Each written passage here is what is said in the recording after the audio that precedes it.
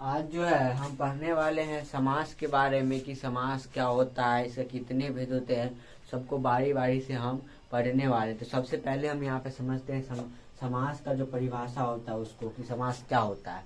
तो लिखा है समास दो अथवा दो से अधिक शब्दों के मिलने पे जो एक नया स्वतंत्र पद बनता है उसे समास पद या इस प्रक्रिया को समास कहते हैं। मतलब दो या दो से अधिक शब्द के मिलने पे जो एक नया शब्द बनेगा ना, जो एक नया पद बनता है, जो नया एक शब्द बनेगा, उसको क्या बोलते हैं? समास बोलते हैं। लिखा है क्या? समास होने पे बीच की विभक्तियां, उसके बाद शब्दों या तथा और आदि अवयव का लोप हो जाता है। मतलब क्या कि ऐसा अगर समास होगा तो बीच में जो भी विभक्ति आएगा या शब्द तथा कोई भी आदि अव्यय आएगा ना, उसका लोप हो जाता है। ठीक है ना। अब समास की निम्नलिखित विशेषताएं हैं। समास का जो है क्या क्या विशेषता है, हम उसको बारी बारी से समझने वाले हैं। तो सबसे पहला जो विशेषता है हम उसको समझते हैं। लिखा है समास में दो पदों का योग होता है। जब समास बनता है ना तो उसमें कितना पद का योग होगा? दो। कितना होगा? दो या दो से अधिक हो सकता है। लिखा है क्या? समास में दो पदों का योग होता है। लिखा है दो पद मिलकर एक पद का रूप धारण करते। जो दो पद होता है ना, जो दो शब्द होगा, वो क्या होगा? वो एक रूप धारण कर लेता है। उसका लिखा है दो पदों के बीच की विभक्तियां का लोप हो जाता है। क्या हो जाता है? दो पद का जो विभक्ति होगा उसका लोप हो जाता है। लिखा है दो पदों में कभी पहला पद प्रधान होगा तो कभी दूसरा पद प्रधान होगा, और नहीं तो कभी जो है दोनों पद प्रधान हो सकता है। ठीक है, ये चौथा नियम है। उसका लिखा है क्या? पांचवा जो इसका निम्नलिखित विशेषता वो क्या है? लिखा है समास होने पे संधि भी हो सकती है, किंतु ऐसा अनिवार्य नहीं। जब समास होगा ना तो संधि भी हो सकता है, लेकिन ऐसा अनिवार्य, ऐसा जो है फिक्स नहीं है, अनिवार्य नहीं है। अब इसके बाद जो है हम पढ़ने वाले हैं जब इसका पांच विशेषता, यही पांच विशेषता। पहला था समास में दो पद योग होता है। दूसरा इसका विशेषता था दो पद मिलके एक नया पद का रूप धारण करेगा। तीसरा विशेषता क्या था? दो पद के बीच कोई भी विभक्ति आएगा उसका लोप हो जाता है। चौथा जो इसका विशेषता था वो था दो पद में कभी पहला पद प्रधान होगा, कभी दूसरा होगा, और कभी दोनों प्रधान हो सकता है। और पांचवा जो इसका विशेषता था वो क्या था? संधि होने पे समास भी हो सकता है। ठीक है, अब जो है हम पढ़ने वाले समस्त पद क्या होता है उसको समझेंगे। लिखा है दो या दो से अधिक मिले हुए पदों को समस्त पद। मतलब दो या दो से अधिक पद जब मिल जाते हैं ना तो उसको क्या बोलते हैं? उसको समस्त पद बोलते हैं। क्या बोलते हैं? समस्त पद बोलते हैं। लिखा है कि जैसे में लिखा है राजमार्ग, राजा का मार्ग। उसके लिखा है दशानन, 10 सर वाले को दशानन बोलते हैं। राजपुत्र मतलब क्या था? राजा का पुत्र को क्या बोलते हैं? राजपुत्र। तो दो शब्द से मिल करके बना है ना। अब दिया है समास विग्रह क्या होता है उसको समझते हैं। लिखा है दो या दो से अधिक मिले हुए पदों को पृथक करना समास विग्रह कहा जाता है। जैसे कैसे? जैसे में क्या है? लिखा है माता पिता। क्या लिखा है? माता पिता। ये क्या है? माता पिता जो है ये क्या है? ये समस्त पद है। वहां पे जो आप देख रहे होंगे माता पिता, ये समस्त पद है। और इसको माता और पिता में अगर हम लिखते हैं तो उसको बोलते हैं समास विग्रह। क्या बोलते हैं? समास विग्रह। तो तब तक जो है आप यहाँ तक नोट करेंगे, फिर आगे इसका हम समास का जो कितना भेद होता है उसको पढ़ने वाले हैं। तब तक आप यहाँ तक नोट कीजिए। अब जो है हम पढ़ने वाले हैं समास के कितने भेद होते हैं उसको। तो सबसे पहले समझिए कि इसका भेद कितना होता है और सबको बारी बारी से पढ़ेंगे। सबसे लिखा है समास निम्नलिखित 6 प्रकार के होते हैं। समास से कितने भेद होते हैं? 6 भेद होते हैं। कितने भेद होते हैं? 6 भेद होते हैं। सबसे पहला लिखा है द्वंद्व समास। सबसे पहले क्या लिखा है? द्वंद्व समास। क्या होता है उसको समझते हैं। जिस समास के दोनों पद प्रधान होते हैं उसे द्वंद्व समास कहते हैं। जिसका पद जो है दोनों पद क्या होगा? क्या होगा? प्रधान होगा। क्या होगा? प्रधान होगा। उसको क्या बोलते हैं? उसको बोलते हैं द्वंद्व समास। इस समास के विग्रह में बीच में क्या होगा? और, तथा, अथवा या आदि का योजक शब्द का प्रयोग होगा। मतलब ऐसा शब्द का प्रयोग होगा जो क्या होगा? या तो और होगा, नहीं तो तथा होगा, नहीं तो अथवा होगा, नहीं तो या होगा। ऐसा शब्द का प्रयोग होगा। ठीक है ना।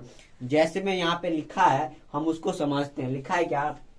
ये तो समस्त पद है और इसका विग्रह क्या है, वो है, लिखा है क्या, राम लक्ष्मण। क्या लिखा है, राम और राम लक्ष्मण लिखा है, ठीक है ना। तो उसको विग्रह करेंगे क्या बन जाएगा, राम और लक्ष्मण। क्या बन जाएगा, राम और लक्ष्मण। जैसे यहाँ लिखा है नमक मिर्च, क्या लिखा है, नमक मिर्च। तो इसको विग्रह करके बनाएंगे नमक और मिर्च। क्या बनाएंगे, नमक और मिर्च।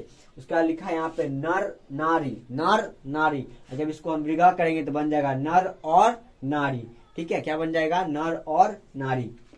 यहाँ लिखा है घी शक्कर। क्या लिखा है, घी शक्कर। तो उसको जब विग्रह करेंगे तो बन जाएगा घी और शक्कर। क्या बन जाएगा, घी और शक्कर। तो एक चीज दुकान समास का ये याद रखना है कि ऐसा समास जिसमें दोनों पद प्रधान होगा और इसको जब हम समास के विग्रह के बीच में जो है किसका कौन कौन शब्द का यूज करते हैं, और का यूज करते हैं, तथा का करते हैं, अथवा का करते हैं, या का करते हैं, ठीक है ना। जहां पे ऐसा शब्द का प्रयोग होगा वो द्विगुण समास आपका हो जाएगा, ठीक है। अब इसका जो दूसरा भेद होता है, इसको दुगुनी समास बोलते हैं, उसको पढ़ने वाले ये क्या होता है इसको समझते हैं। लिखा है जिस समस्त पद में पहला पद संख्या वाचक विशेषण हो, जिसमें क्या होगा, पहला पद जो होगा वो क्या होगा, संख्यावाचक विशेषण होगा। उसको क्या बोलते हैं, उसको जो किसी समुदाय के सूचना देता है, जो क्या देता है, जो कोई भी समुदाय का सूचना देगा, उसको क्या बोलते हैं, उसको बोलेंगे दुगुनी समास बोलते हैं। क्या बोलते हैं, दुगुनी समास बोलते हैं, ठीक है। इसका जैसे समझते हैं, लिखा है समस्त पद और विग्रह। समस्त पद में क्या लिखा है, पंचवटी। क्या लिखा है, पंचवटी। इसका मतलब क्या होता है, इसको जब हम विग्रह करेंगे तो इसका मतलब होता है 5 वटों का समूह। क्या होता है, 5 वटों का समूह, ठीक है। लिखा है त्रिलोक। क्या लिखा है, त्रिलोक। लिखा है 3 लोकों का समूह। जो 3 लोकों का होगा उसका समूह को हम लोग त्रिलोक बोलते हैं, ठीक है। लिखा है चौराहा।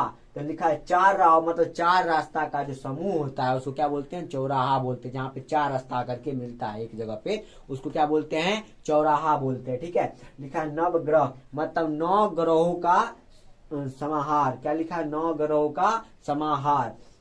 लिखा है चौमासा। लिखा है 4 मासों का समाहार। चौमासा मतलब 4 मासों का समाहार। तो इसको समझते, लिखा है दुगुनी समास मतलब ऐसा समस्त पद में पहला पद संख्यावाचक हो। पहला पद क्या होगा, संख्यावाचक। जैसे लिख रहा है ना आपको यहाँ पे, पंच मतलब 5, त्रि मतलब 3, चौरा मतलब 4, नव मतलब 9, चौमा चौ मतलब क्या हो जाएगा, 4। तो संख्यावाचक आ रहा ना, पहला पद क्या आ रहा, पहला पद क्या आ रहा, संख्यावाचक। तो ऐसा समास जिसमें पहला पद जो है संख्यावाचक विशेषण आएगा, वो किस में चला जाएगा, वो आपका दुगुनी समास में चला जाएगा। तो आई होप कि यहाँ तक आपको कोई दिक्कत नहीं होगा। तो तब तक जो है आप यहाँ तक नोट कीजिएगा, फिर आगे हम करते हैं। अब जो है हम पढ़ने वाले समास का जो तीसरा भेद होता है उसको समझने वाले हैं। तीसरा जो भेद होता है वो क्या होता है, कर्मधारय समास होता है। कर्मधारय समास क्या होता है इसको समझते हैं। लिखा है जिस समस्त पद के खंड विशेष्य विशेषण अथवा उपमान या उपमेय होते हैं उसे कर्मधारय समास कहते हैं। जैसे मतलब कि जिस समस्त पद का खंड में जो है क्या आएगा, आपका आ जाएगा विशेषण आ जाएगा या विशेष्य आ जाएगा, उपमान या उपमेय हो जाएगा, ठीक है ना। ऐसा अगर आपको कहीं पे देखने को मिलता है तो क्या हो जाता है, कर्मधारय समास हो जाता है। जैसे में यहाँ पे लिखा है चंद्रमुखी, तो चंद्र प्लस मुख किससे बना है, चंद्र प्लस मुख से बन करके चंद्रमुखी बना है। यहाँ पे चंद्र जो है ना उपमान है और मुखी जो है वो उपमेय है, ठीक है। जैसे लिखा है लाल मिर्च। क्या लिखा है, लाल मिर्च। तो लाल प्लस मिर्च से बन के लाल मिर्च बना है। तो यहाँ पे लाल जो हो जाता है वो विशेषण हो, जैसे हमने आपको विशेषण पढ़ाया था, अगर आप पढ़े होंगे तो समझ में आ ही गया होगा कि लाल जो यहाँ पे विशेषण है और मिर्च क्या है, जो उसका विशेष्य है, ठीक है। तो ऐसा शब्द, ऐसा समस्त पद के खंड में जिसमें क्या आएगा, विशेषण विशेष्य अथवा उपमान या उपमेय आएगा, उसको क्या बोलते हैं, कर्मधारय समास कहते हैं, ठीक है ना।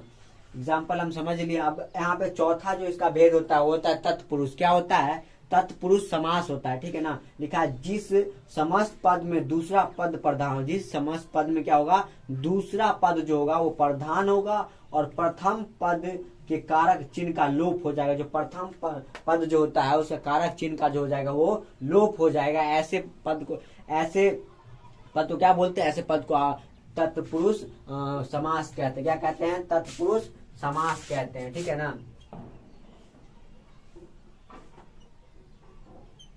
यहाँ पे समास छूट गया था। तत्पुरुष समास कहते हैं, जैसे में लिखा है तत्पुरुष समास पद विग्रह, जैसे लिखा है राजकन्या, क्या लिखा है राजकन्या मतलब राजा की कन्या। और जैसे हमने आपको क्या पढ़ाया था, हमने आपको कारक पढ़ाया था, कारक का चिन्ह भी बताया था, जो 8 कारक के मुख्य 6 भेद होते हैं, लेकिन उसका ऐसे मुख्य 6 होते हैं लेकिन 8 भेद माना गया है। तो 8 भेद में जो उस सब का चिन्ह बताया था, यहाँ पे ये और ये सब क्या है, ये सब जो है कारक का चिन्ह है। तो ये इसका लोप हो जाएगा, ठीक है ना। ये प्रथम पद है, क्या है प्रथम पद है, और ये दूसरा पद है। तो ये यहाँ पे लोप हो रहा है ना, प्रथम पद के बाद या प्रथम पद में लोप हो रहा है ना।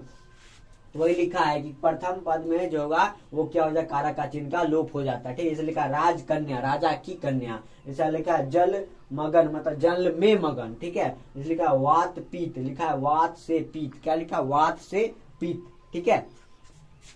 तो ये भी समझ, तत्पुरुष भी आपको समझ में आ गया हो। आप पढ़ते हैं 5वां जो इसका भेद होता है समास का, उसको पढ़ने वाले। 5वां जो भेद होता है वो होता है अव्यय भाव समास। अव्यय भाव समास क्या होता है उसको पढ़ने वाले। जिस समास में प्रथम पूर्व मतलब प्रथम पद अव्यय हो और जो उत्तर पद के साथ जुड़कर पूरे पद को अव्यय बनाते हैं, मतलब प्रथम पद जो होगा वो क्या होगा अव्यय होगा, और जो उत्तर पद होगा उसको जो उसके साथ जुड़ करके पूरे पद को क्या बना देगा, पूरे पद को अव्यय बना देता है। ऐसे पद को क्या बोलते हैं, अव्यय भाव समास बोलते हैं। क्या बोलते हैं, अव्यय भाव समास बोलते हैं, ठीक है ना। जैसे लिखा है अव्यय भाव समास समस्त पद और विग्रह, तो क्या लिखा है, जैसे लिखा है अमरन, लिखा है क्या लिखा है अमरन, तो मरने पारियत, ठीक है। लिखा है आजनम, ठीक है आजनम, तो लिखा जन्म पारियत, लिखा उसका लिखा प्रतिदिन, प्रतिदिन का क्या लिखा है वहां पे दिन दिन, प्रतिदिन मतलब दिन का दिन, ठीक है। लिखा बीचों बीच, क्या लिखा है बीचों बीच मतलब बिल्कुल बीच में, बोलते हैं हम लोग बीचों बीच मतलब बिल्कुल बीच में। तो ऐसा शब्द जहाँ पे प्रथम पद आपका अव्यय होगा वहां पे जो है वो क्या करेगा, उत्तर पद के साथ जुड़ करके पूरा पद को जो है अव्यय बना देगा, उसको अव्यय भाव समास कहते हैं, ठीक है ना। तो यहाँ पे जो है इसका 5 प्रकार था, 5 प्रकार पढ़ने का, एक प्रकार और बचा है उसको इसके बाद पढ़ेंगे। तब तक जो है आप यहाँ तक नोट कीजिएगा। अब जो है हम समास का जो 6ठा वेद होता है उसको समझेंगे। जो 6ठा वेद है उसको क्या, वो कौन सा होता है बहुवीर्य समास। क्या होता है बहुवीर्य समास, ये क्या होता है इसको समझते हैं। लिखा है जिस समास में कोई भी पद प्रधान नहीं होता, ऐसा समास जिसमें कोई भी पद प्रधान नहीं होगा वरन दोनों ही पद किसी अन्य संज्ञा शब्द के विशेषण होते हैं, मतलब कोई भी संज्ञा शब्द का विशेषण होगा उसको क्या बोलते हैं, उसको बहुवीर्य समास कहते हैं, ठीक है ना। जैसे इसको समझने वाले हैं, ठीक है।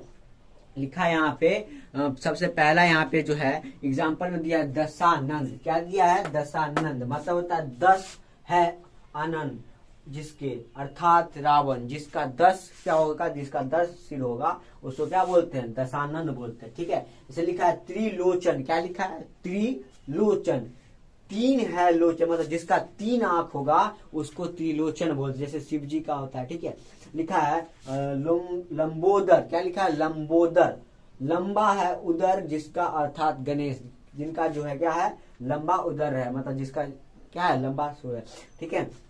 उसका लिखा है पीताम्बर, क्या लिखा है पीताम्बर, पीत मतलब पीला है, अंबर जिसका अर्थात विष्णु, क्या लिखा है पीला है अंबर जिसका अर्थात विष्णु।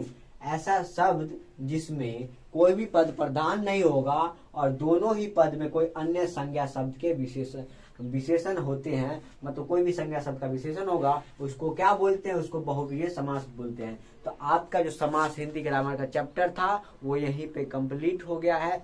अगर आपको ये वीडियो अच्छा लगा, समझ में आया सारा चीज, तो कमेंट में बताइएगा। अगर अच्छा लगा तो लाइक कीजिए, हमारे चैनल को सब्सक्राइब कीजिए और अपने फ्रेंड को जरूर शेयर कीजिएगा ताकि वो भी यहाँ से अच्छे से पढ़ सकते हैं।